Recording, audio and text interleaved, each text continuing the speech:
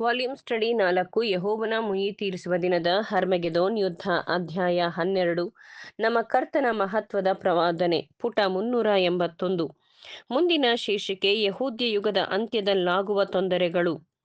ಲೂಕನ ಹೇಳಿಕೆಯಂತೆ ಶಾರೀರಿಕ ಇಸ್ರಾಯೇಲ್ಯರ ಮೇಲೆ ಬಂದೊದಗಿದ ಸಂಕಟವು ಕ್ರಿಸ್ತಶಕ 70ರಲ್ಲಿ ಪರಾಕಾಷ್ಠೆಯನ್ನು ತಲುಪಿತು ಎಂಬುದು ಬಹಳ ಸ್ಪಷ್ಟವಾಗಿದೆ. ಹಾಗಾಗಿ ನಾವು ಇಲ್ಲಿ ಪರಿಚಯಿಸುತ್ತೇವೆ. ಆದರೆ ದಂಡುಗಳು ಯೆರೂಸಲೇಮ್ ಪಟ್ಟಣಕ್ಕೆ ಮುತ್ತಿಗೆ ಹಾಕಿರುವುದನ್ನು ನೀವು ಕಾಣುವಾಗ ಅದು ಹಾಳಾಗುವ ಕಾಲ ಸಮೀಪವಾಯಿತೆಂದು ತಿಳಕೊಳ್ಳಿರಿ. ಆಗ ಯೂದಾಯದಲ್ಲಿರುವವರು ಬೆಟ್ಟಗಳಿಗೆ ಓಡಿ ಹೋಗಲಿ, ಆ ಪಟ್ಟಣದಲ್ಲಿರುವವರು ಅದರೊಳಗಿಂದ ಹೊರಟು ಹೋಗಲಿ, ಹಳ್ಳಿಯವರು ಅದರೊಳಗೆ ಹೋಗದಿರಲಿ, ಯಾಕೆಂದರೆ ಬರೆದಿರುವುದೆಲ್ಲ ನೆರವೇರುವುದಕ್ಕಾಗಿ ಅವು ದಂಡನೆಯ ದಿನಗಳಾಗಿವೆ. ಆ ದಿನಗಳಲ್ಲಿ ಬಸುರಿಯರಿಗೂ ಮೊಲೆ ಕೂಸಿರುವ ಹೆಂಗಸರಿಗೂ ಆಗುವ ಕಷ್ಟವನ್ನು ಏನು ಹೇಳಲಿ. ಈ ಸೀಮೆಯ ಮೇಲೆ ಮಹಾವಿಪತ್ತು, ಈ ಜನರಿಗೆ ಉಗ್ರ ದಂಡನೆಯೂ ಆಗುವವು. ಅವರು ಕತ್ತಿಯ ಬಾಯಿಗೆ ಬೀಳುವರು, ಅವರನ್ನು ಅನ್ಯ ದೇಶಗಳಿಗೆಲ್ಲ ಸೆರೆ ಹಿಡಿದುಕೊಂಡು ಹೋಗುವರು. ಅನ್ಯ ದೇಶದವರ ಸಮಯಗಳು ಪೂರೈಸುವ ತನಕ ಯೆರೂಸಲೇಮ್ ಪಟ್ಟಣವು ಅನ್ಯ ದೇಶದವರಿಂದ ತುಳಿದಾಡಲ್ಪಡುತ್ತಿರುವುದು. ಲೂಕ 21:20-24. ನಮ್ಮ ಕರ್ತನ ಪ್ರವಾದನೆಯ ಈ ಭಾಗವು ಸುಸಂಗತವಾಗಿ ಶಾರೀರಿಕ ಇಸ್ರಾಯೇಲ್ಯರಿಗಾಗುವ ಘಟನೆಯನ್ನು ಸಂಬಂಧಿಸಿದ್ದಾಗಿದೆ ಮತ್ತು ಅದು ಪ್ರತಿ ವಿಷಯದಲ್ಲಿಯೂ ತ್ರಾಸದಾಯಕ ಘಟನೆಗಳಿಂದ ನಿಖರವಾಗಿ ನೆರವೇರಿತು ಹಾಗೂ ಅದರಿಂದ ಯಹೂದ್ಯ ಯುಗ ಮತ್ತು ಅದರ ಪ್ರಜಾಪ್ರಭುತ್ವ ಕೊನೆಗೊಂಡಿತು ಎಂಬುದಾಗಿ ಚರಿತ್ರೆಯು ತಿಳಿಸುತ್ತದೆ. ಯಾಕೆಂದರೆ ಬರೆದಿರುವುದೆಲ್ಲ ನೆರವೇರುವುದಕ್ಕಾಗಿ ಅವು ದಂಡನೆಯ ದಿವಸಗಳಾಗಿವೆ. ಅವರನ್ನು ಕುರಿತು ಧರ್ಮಶಾಸ್ತ್ರಕ್ಕನುಗುಣವಾಗಿರುವ ಮತ್ತು ಪ್ರವಾದಿಗಳ ಗ್ರಂಥಗಳಲ್ಲಿ ಬರೆದಿರುವ ಎಲ್ಲ ವಿಷಯಗಳು ನೆರವೇರಬೇಕು.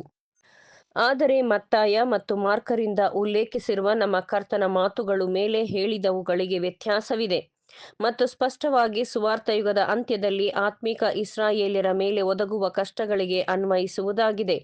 ನಿಸ್ಸಂದೇಹವಾಗಿ ನಮ್ಮ ಕರ್ತನು 2 ಹೇಳಿಕೆಗಳನ್ನು ಉಚ್ಚರಿಸಿದನು. ಆದರೆ ಧರ್ಮ ಪ್ರಚಾರಕರು 2 ಸುಗ್ಗಿಯ ಬಗ್ಗೆ ಮತ್ತು 2 ಸಂಕಟಗಳ ಕಾಲದ ಬಗ್ಗೆ ಅರಿವಿಲ್ಲದವರಾಗಿ ಹಾಗೂ ಪ್ರಾಯೋಗಿಕವಾಗಿ 2 ಬಾರಿ ಪುನರುಚ್ಚರಿಸಲಾಗಿದೆ ಎಂದೆಣಿಸಿ 2 ಹೇಳಿಕೆಗಳನ್ನು ದಾಖಲಿಸಲಿಲ್ಲ.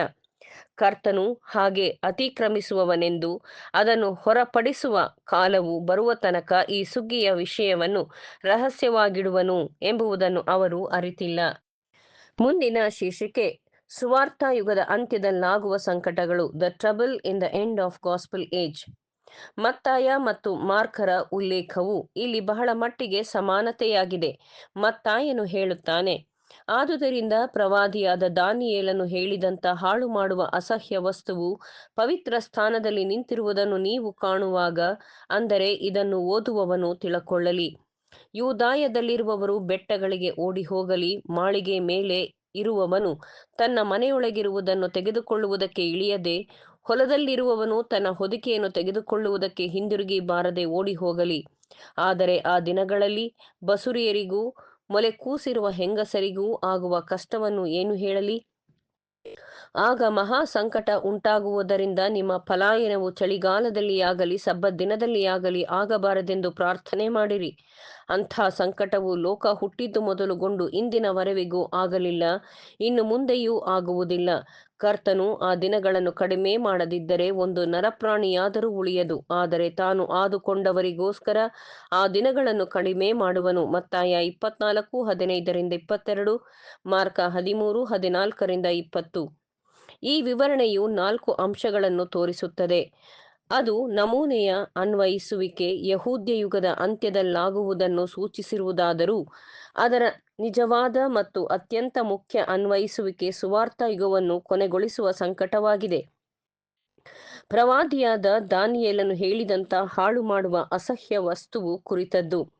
ಎರಡನೆಯದಾಗಿ, ಅಂಥ ಸಂಕಟವು ಅತ್ಯಂತ ತೀವ್ರವಾದದ್ದು, ಲೋಕ ಹುಟ್ಟಿದ್ದು ಮೊದಲುಗೊಂಡು ಇಂದಿನವರೆವಿಗೂ ಆಗಲಿಲ್ಲ ಅಥವಾ ಅನುಭವಿಸಲಿಲ್ಲ ಎಂಬ ಹೇಳಿಕೆ.